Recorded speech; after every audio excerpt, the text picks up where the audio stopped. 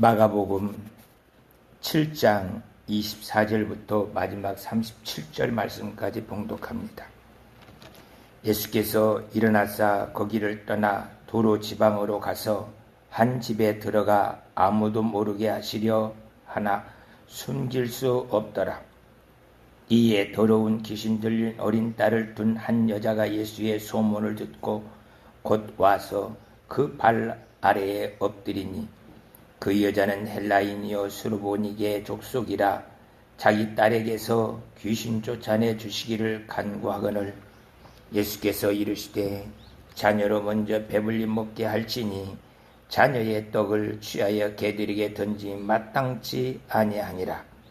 여자가 대답하여 이르되 주여 올소이다마는 상 아래 개들도 아이들이 먹던 부스러기를 먹나이다.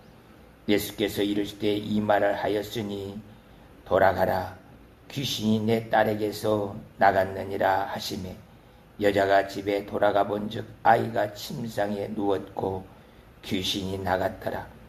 예수께서 다시 두로에서 나와 시돈을 지나고 데가볼리 지방을 통과하여 갈릴리 호수에 이르시매 사람들이 귀먹고 말 더듬는 자를 데리고 예수께 나와 안수하여 주시기를 간구하거늘 예수께서 그 사람을 따로 데리고 무리를 떠나사 손가락을 그의 양 귀에 넣고 침을 뱉어 그의 혀에 손을 대시며 하늘을 우러러 탄식하시며 그에게 이르시되 에바다 하시니 이는 열리라는 뜻이라.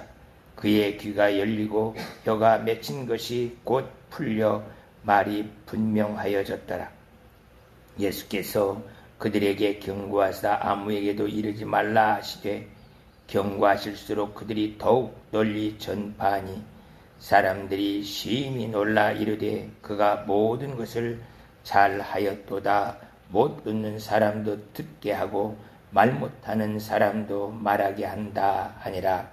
아멘. 우리는 지난주 천지를 창조하신 하나님의 아들 예수님께서 떡 5개와 물고기 2마리로 5,000명을 먹이시고 바다 위를 걸어오셔서 바람을 잔잔케 하시면서 내가 바로 이런 사람이야. 내가 바로 천지를 창조한 하나님이야. 그 하나님께서 바로 우리를 구원하러 오셨다라는 것을 가르쳐 주신 것을 보았습니다. 이렇게 큰 능력으로 예수님은 항상 표적을 행하시면서 사람들에게 내가 바로 너희를 구원하러 온 구세주야 하는 것을 깨달아 알 수 있도록 만들기 위해서 역사하고 계시는 것을 보게 됩니다. 그런데 예수님께서 하나님의 아들로 구세주가 되시기 위해서 행하시고 있다라는 것에 대해서는 사람들이 관심이 없어요. 이야, 놀랍다. 어떻게 바다 위를 걸으시고 5,000명을 떡 5개와 물고기 2마리로 먹이시고 이런 일을 할 수 있는가? 그렇게 놀라기는 해요. 그런데 이렇게 놀라지도 않는 사람들도 또 있어요.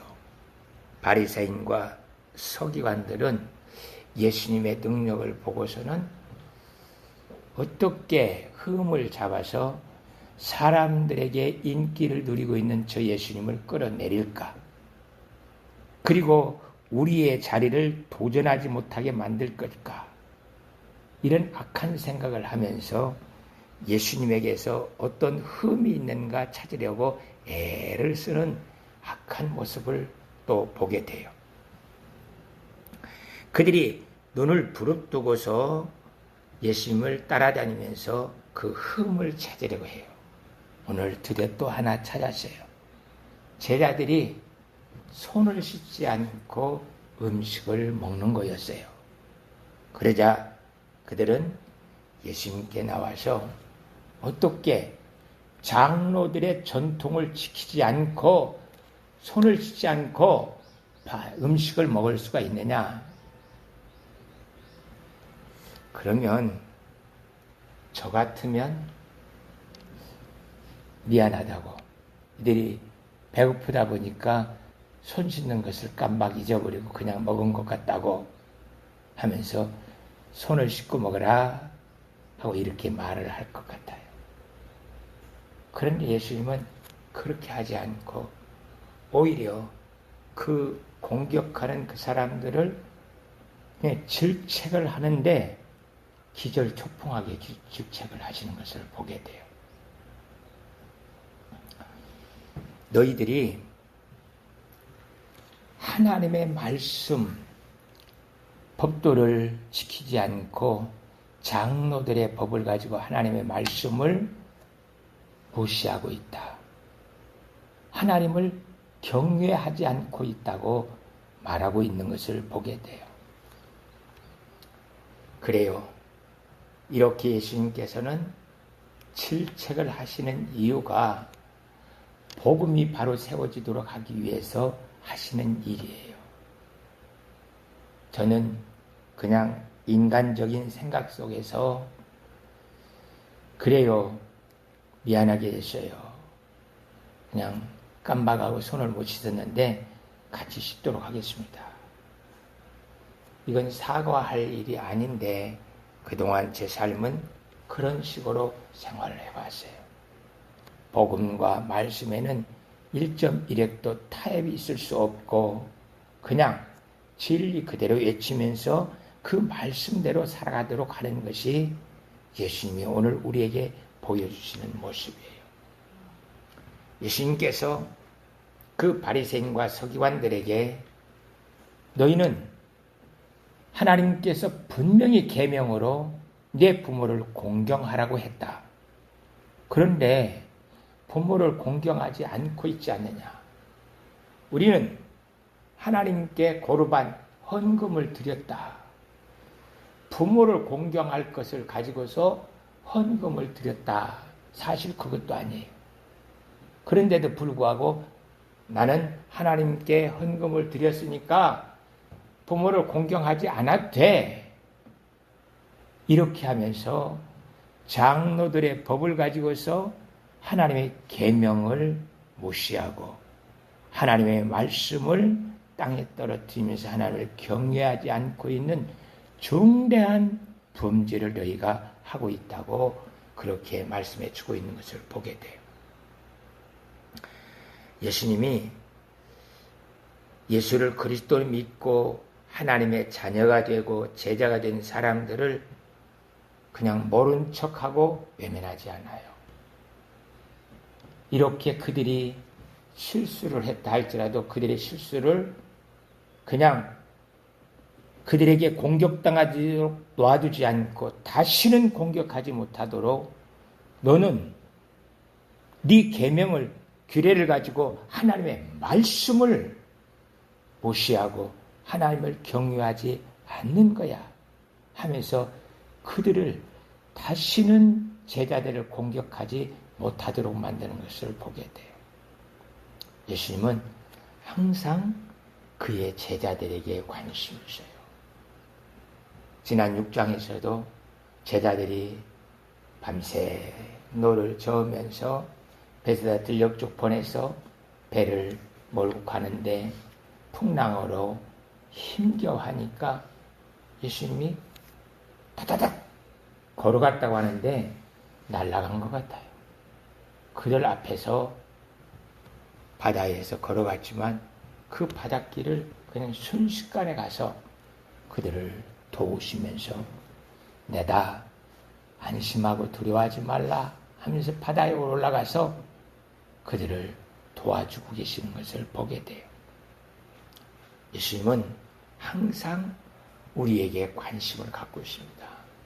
그리고 우리가 처해 있는 형편과 사정들을 알고 그래 조금만 더 견디고 견뎌서 하나님을 바라볼 수 있기를 바란다 하면서 시간을 조금 기다리기는 해도 결국은 우리를 낭떠러지에 떨어지도록 놔두지 않고 건져주시는 것을 보게 돼요. 그렇게 이스라엘 사람들도 서기관과 바리새인들도 그 큰 능력으로 내가 바로 천지를 창조한 하나님인데 너희를 구원하러 온 구세주야.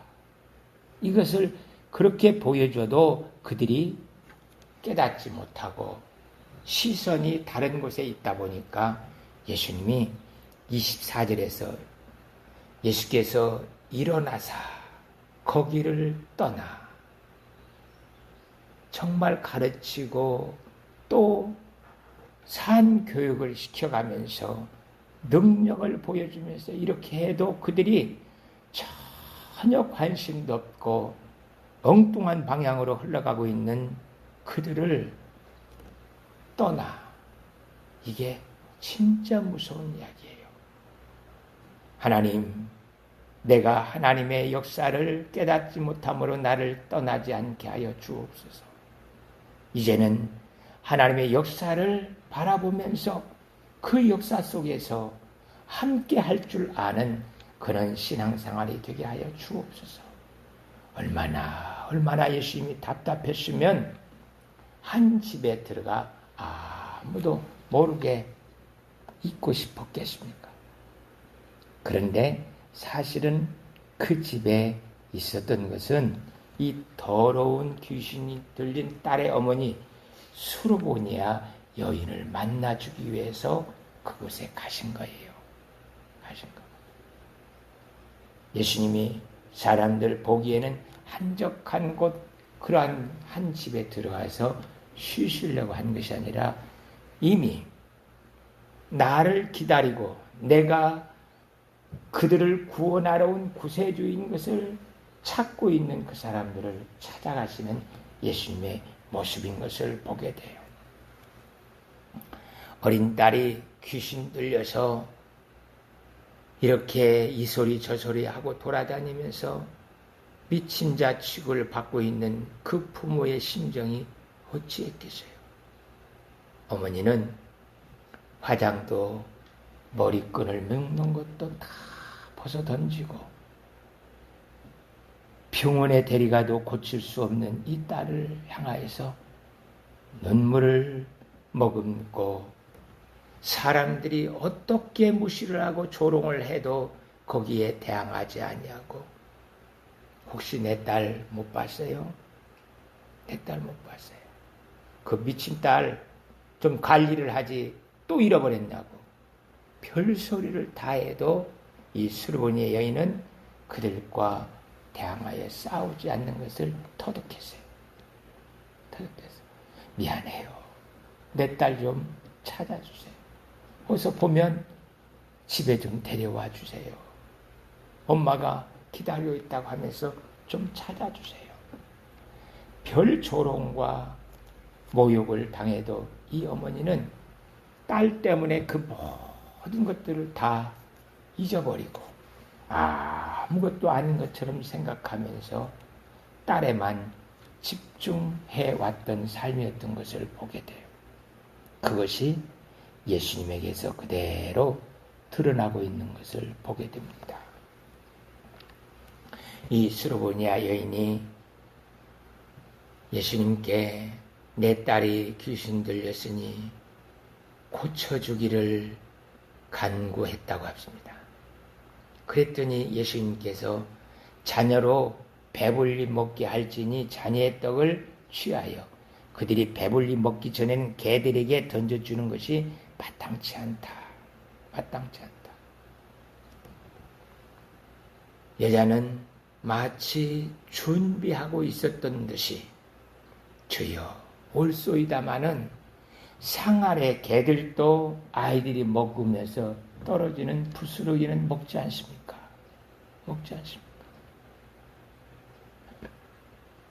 이 여인은 오래도록 그 딸로 인하여서 사람들에게 이렇게 개 취급받고 미친 사람 취급받고 이래도 감각이 없어요.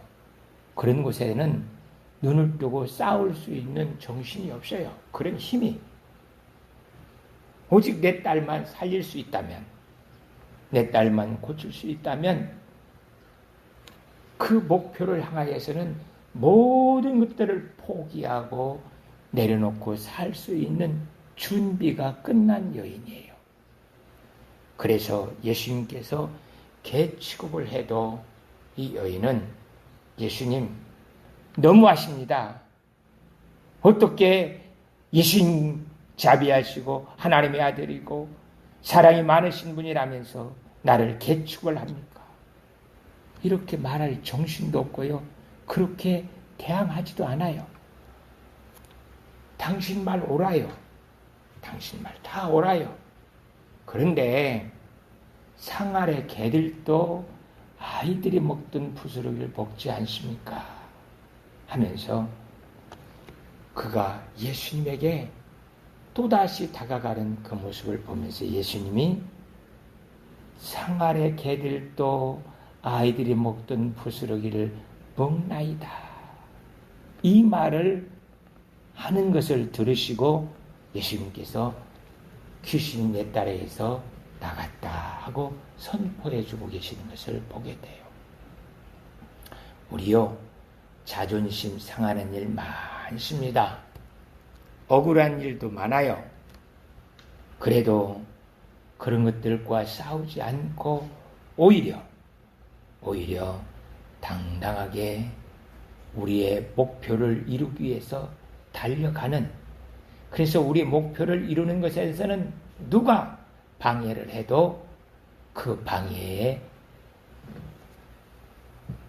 달려가는 발걸음을 멈추지 않는 우리들이 돼야 돼요. 하나님, 나로 하여금 주신 사명, 목표를 이루기 위해서라면 그 어떤 것도 용납지 않고 아멘 하면서 달려갈 수 있도록 은혜를 베풀어 주세요. 저는 지금도 잊지 않는 것이 황영조 선수가 금메달 딸 때 마지막 40km 지점 가까이 왔을 때 언덕 위에 올라가서 그 다음 언덕 위에서 내려가는 길이었어요. 언덕 위에 올라갈 때까지는 일본 사람 뒤를 따라서 그를 추월하지 않고 갔어요. 그러나 언덕에 올라가자 그냥 그동안 힘을 비축하면서 정신을 가다듬고 있었던 그것을 다 쏟아부으면서 전력을 다해서 뛰어서 금메달을 땄어요. 그렇게 뛰어가는 황영조에게 일본 사람은 조센징 하면서 욕을 하면서 조롱을 했어요. 아니 조센징 소리를 들으면서도 가만히 있었어? 그건 아니에요. 가만히 있는 것이 아니라 그를 모욕 주고 그 애를 한 방 날릴 수 있는 것은 내가 1등을 해서 금메달을 따는 거예요. 금메달을. 사람들이 나를 도둑 취급하고 무슨 일을 한다 할지라도 그런 것들은 아무 의미가 없어요. 아무 의미 없어요. 나는 그냥 내가 하고 싶은 그 목적, 그 하나님께 주신 사명을 이루기 위해서 전력을 다해서 달려가는 그 훈련이 돼 있으면 지금 이 스르보니의 여인처럼 올소이다마는 상아래 개들도 아이들이 먹던 부스를 먹지 않습니까? 이런 말을 할 수 있게 되어지는 것을 보게 돼요. 그 여인은 예수님께서 내 딸이 귀신이 나가서 온전해졌다는 말을 듣고서는 바로 달려가요. 예수님은 그러지 말고요. 우리 집에 가서 내 딸한테 손 한 번 얹고 기도해 주시죠. 그런 이야기도 필요 없어요. 그냥 예수님이 귀신 내 딸에게서 나갔다 하니까 아멘 하고 달려가요. 달려가면서 무슨 생각으로 갔을까요? 무슨 생각? 야이로가 딸이 죽게 되어서 예수님께 찾아와요. 내 딸을 고쳐주세요. 그때 집에 산 사람이 달려와서 딸이 이미 죽었으니까 예수님 괴롭게 하지 말라고. 그때 예수님께서 내 믿음을 굳게 하라고 하면서 가라고 그래요. 그 야이로는 아무 생각이 없는 거 딸에게 달려가요. 가서는 언제 내 딸이 온전해졌냐? 어제 그 시간, 예수님이 말씀하실 때 그때예요. 하나님께서 우리에게 오셔서 말씀으로 살았다고 하니까 내 딸이 살아났습니다 하면서 많은 사람들을 주께로 돌아오게 하는 모습을 보게 돼요. 이 여인도 마찬가지예요.